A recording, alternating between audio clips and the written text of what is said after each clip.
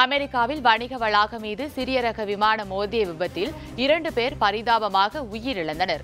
அமெரிக்காவின் Los Angeles மாகாணத்தில் சிறிய ரக விமானத்தில் 20 பேர் பயணித்தனர்.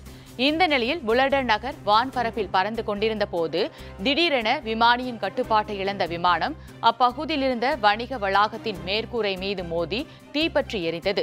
இந்த கோர விபத்தில் விமானத்தில் பயணித்த 2 பேர் சம்பவ இடத்திலேயே பரிதாபமாக உயிரிழந்தனர்.